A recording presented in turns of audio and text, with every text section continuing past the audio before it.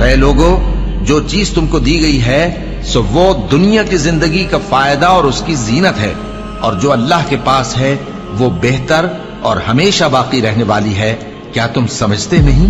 بھلا جس شخص سے ہم نے اچھا وعدہ کیا اور وہ اسے حاصل کرنے والا ہے، تو کیا وہ اس شخص کا سا ہے جس کو ہم نے دنیا کی زندگی کے فائدے سے بہرہ مند کیا، پھر وہ قیامت کے روز ان لوگوں میں ہو جو گرفتار کر کے حاضر کیے جائیں گے؟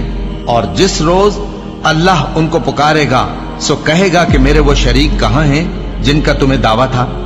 تو جن لوگوں پر عذاب کا حکم ثابت ہو چکا ہوگا وہ کہیں گے کہ اے ہمارے پروردگار، یہ وہ لوگ ہیں جن کو ہم نے گمراہ کیا تھا، اور جس طرح ہم خود گمراہ ہوئے تھے اسی طرح ہم نے ان کو گمراہ کیا تھا۔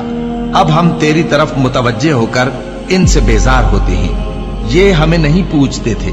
اور کہا جائے گا کہ اپنے شریکوں کو بلاؤ، سو وہ ان کو پکاریں گے تو وہ ان کو جواب نہ دے سکیں گے، اور جب عذاب کو دیکھ لیں گے تو تمنا کریں گے کہ کاش وہ ہدایت یاب ہوتے۔